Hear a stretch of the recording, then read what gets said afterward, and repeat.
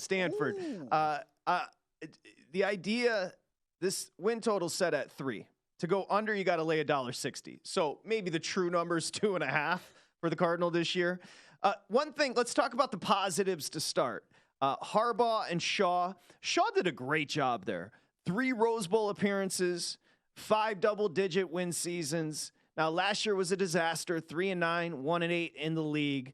But the other positive would be this Troy Taylor is getting a lot of run, boys. He's the new head coach. I like the fact that the AD and the administration didn't go for a big name. They went for a competent coach, and Taylor was fantastic at Sacramento State. 3 Big Sky championships in 3 seasons. Hard to beat that. He's an offensive guy. His team scored 43 points per, 500 total yards per. Like, that's where I'm going to hire in 2023. I'm going to get a prolific offensive coach that can be a CEO, and their early returns, Troy Taylor, a lot of good vibes here, Amal. Absolutely. Let's start just with his background. Played at Rancho Cordova High, which is in the Bay Area. He went to school at Cal. Then you mentioned he coached for a number of years, 3 years, I believe you said, at Sacramento State. 4 years actually there. Now he takes over Stanford. And again, familiarity with the area, should do a good job in recruiting in the high school level. And we talked about this in the previous segment with Northwestern. This is the best campus in the United States, hands down. This is such a beautiful place to go to school. Other selling point, Patrick, to me is forget the football. Hey, there's a chance if you align with the right classmates, you might end up becoming a billionaire by the time you're 30 years old. That beats the hell out of getting smacked around in the NFL. So just certain things when you think about a selling point. Troy Taylor comes in, a team with 2 starters back that won 3 games last year, a surprising win over Notre Dame. But when you look at the schedule, guys, it's going to be a real challenge. They play his former school, Sacramento State. They open with Hawaii. If they can get that road win in Honolulu, I think they could win those 2 games. And then I think it looks like a 9-game losing streak the rest of the way for this team, guys. I just don't see it. Anemic defensively last year, near the bottom 100. They were in the bottom 20 out of 130 teams in Division I football defensively last year, giving up over 30 points per game. Don't see a ton of improvement there. One other thing that you guys might not be familiar with, one of the reasons why you see a ton of transfers from the Stanford program for guys that are seniors or have graduated, they don't get into the graduate schools at Stanford. So to continue their careers, they end up having to transfer out. It's not a knock against David Shaw. It's just the academic requirements, obviously, at Stanford are at an elite level. So you'll see every year 10, 12 transfers out. And people are like, what's going on with Shaw? Has nothing to do with David Shaw. You're not getting into law school. You're not getting into med school. You're not getting into B school there. So now you're looking to move on. If you're going over 3 wins as a push, I don't know how they get there. Dustin, maybe they get to the 3. I've got them as a dog everywhere except Hawaii and Sacramento State. That's it. Even Colorado's on the road, so I think they're going to be a dog there. Yeah. This is, Ashton Daniels is going to get every opportunity to be the starter. E.J. Smith, that's Emmett's son. He's really good as a runner. The wide receivers need to get better. The offensive line, which is usually a strength, not good. Like, there's a lot of questions here. Yeah, I mean, when you have so many people leaving and Stanford, it's so hard to bring those guys in to replace them that are at that level.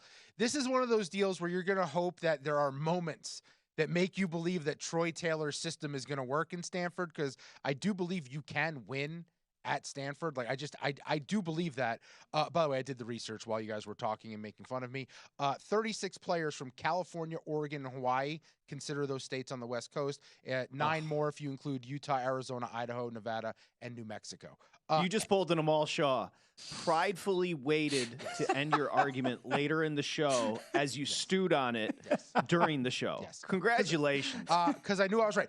But 32 points a game on defense. Wait, you're arguing you don't think that we understood there's more talent in California than the state of Illinois? Are you kidding? But that was my point, and I was shot down. Wait, dude, you start with California, you go to Florida, you start talking Georgia, Ohio, and Texas, and then the rest of the country's whatever. Am I wrong? Georgia. He said Georgia. Again, second time. Big dummy. Sorry, go ahead. I interrupted you.